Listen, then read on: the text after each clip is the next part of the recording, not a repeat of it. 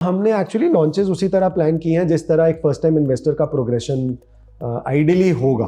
उधर हमें actually 93-94% of India pin code से इन्वेस्टमेंट्स आए 94%। हाँ जी, उस तरह से एक्चुअली पोर्टफोलियो कंस्ट्रक्शन होना चाहिए even on the equities side. Market has digested it. I think on the margin ऐसा कुछ बहुत बड़ा नेगेटिव और इंडिया के लिए नहीं होने वाला है।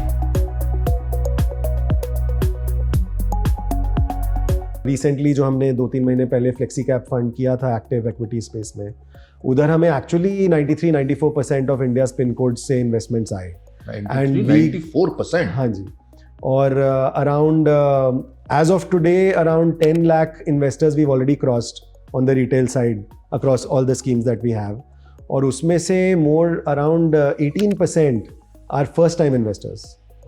तो these are crazy numbers, even I would not have imagined 6 months back कि ऐसा होगा। But obviously the brand helps, the digital reach helps, and of course content and whatever we put out there, because I think people are hungry for content and learning, लेकिन simple way में उतना मिल नहीं रहा है सबको। तो वो भी हमारा एक गोल है, और स्पेशली हम डेटा ड्रिवन, सिस्टमैटिक, क्वांट, इस तरह की चीज़ें बात कर रहे हैं जो normal investors in the market also sometimes don't understand. तो वो तो हमें सिंप्लीफाई करना ही पड़ेगा, and we want to have that thought leadership in that space. अगर आप फर्स्ट टाइम इन्वेस्टर के पर्सपेक्टिव से सोचो, जिसको म्यूचुअल फंड पता ही नहीं है, बियॉन्ड फिक्स डिपॉजिट कुछ पता ही नहीं है, तो वो फर्स्ट आप क्या बोलोगे कि फिक्स डिपॉजिट से आप थोड़ा सा पैसा निकाल के liquid fund, money market fund भी सेफ रहेगा same as fix deposit, because there will be still be a lot of people who don't want to take any risk. तो इक्विटी मार्केट जरूरी नहीं है उनका फर्स्ट स्टेप हो, तो उनको आप बोलोगे कि फिक्स डिपॉजिट से आप थोड़ा सा लिक्विड, ओवरनाइट, मनी मार्केट, ये सब में आप ट्राई कर लो, risk is the same, zero, and you get slightly better yields or better operational ease, and better flexibility in terms of liquidity. तो वो उसका first step हो गया। एक बार वो हो गया, is comfortable with the mutual fund and now he understands कि थोड़ा बहुत equity में होना चाहिए, whether less or more depending on his risk appetite and his age। तो फिर आप उसको index funds दोगे, because पहले तो एक normal market participation होना चाहिए, इसलिए फिर हमने index funds launch किए कि मेरे पास Nifty, Next 50, small cap, mid cap, all those market caps होने चाहिए। और एक हमने GSEC 8 to 13 ईयर इंडेक्स भी फिक्स्ड इनकम में किया था, which is a small category, but again looking at this asset allocation in mind कि जिसको चाहिए वो एक्सपोजर, और पहले सिंपल इंडेक्स लो फी प्रोडक्ट होना चाहिए, तो इसलिए हमने वो भी लॉन्च किया। और उसके बाद हमने फ्लेक्सी कैप, जो एक्टिव इक्विटी कैटेगरी में आता है, वो लॉन्च किया, because then once you have the liquid funds and then you have the index on the equity side, फिर आप एक्टिव इक्विटी में जाओगे। तो हमने एक्चुअली लॉन्चेस उसी तरह प्लान किए हैं जिस तरह एक फर्स्ट टाइम इन्वेस्टर का प्रोग्रेशन आइडियली होगा।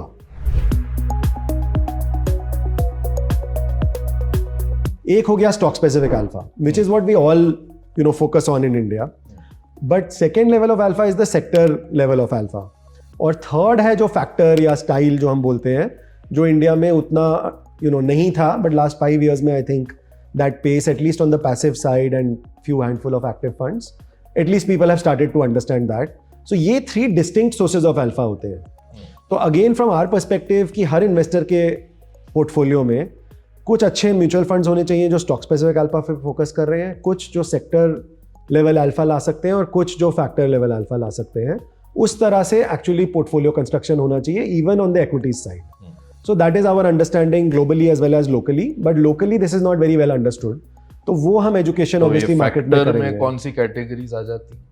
फैक्टर में ग्लोबली स्टाइल एक्सपोजर्स बोलते हैं, तो उसमें जैसे momentum is a little talked about in India, और फिर वैल्यू, ग्रोथ, लो वॉलेटिलिटी, हर चीज़ के लिए आपके पास फंड्स हो सकते हैं ऑन सिंगल फैक्टर्स, और फिर मल्टी फैक्टर के 1-2 फंड्स हैं एक्टिव मार्केट में, that can be like a combination of all the factors to make it more all weather. जो अच्छे फंड्स जो IRR, CAGR दे रहे हैं, एवरेज रिटेल इन्वेस्टर्स का परफॉर्मेंस उससे कहीं कम होता है, रुकता ही नहीं, बिकॉज वो गलत टाइम पे एंटर कर रहे हैं, गलत टाइम पे एग्जिट कर रहे हैं।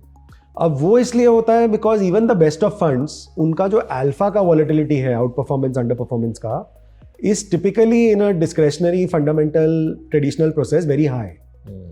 वो हम सिस्टमैटिक प्रोसेस से, and BlackRock has proven this globally, and many other large sophisticated managers globally have proven it similar to BlackRock, and India में भी जो इनिशियल रिजल्ट्स हम देख रहे हैं, we also think it is possible here, इसकी वो वॉलेटिलिटी हम कम रख के भी हम टॉप फ्यू फंड्स में आ सकते हैं ओवर टाइम।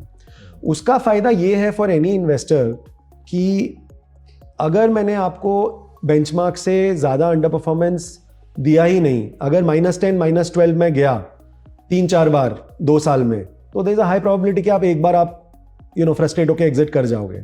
लेकिन अगर वो downside deviation of the negative alpha मेरा 2-3-4% ही रहा, विच यू अंडरस्टैंड कि कोई भी प्रोसेस में होगा, तो तब लोग सोचेंगे ही नहीं एग्जिट का। तो वो जो डिसिप्लिन है ना, वो automatically not only retail but even some larger and sophisticated investors, it will come in automatically if this negative alpha is controlled. तो वो हमारे प्रोसेस में, और वो सिर्फ सिस्टमेटिक प्रोसेस ही कर सकता है, बिकॉज अदरवाइज तो बेस्ड ऑन ह्यूमन माइंड कहीं ना कहीं आप वो डिसीजंस लोगे which will play out wonderfully for you, for good fund managers that plays out very well, but उसमें वॉलेटिलिटी आप कभी नहीं कंट्रोल कर पाओगे।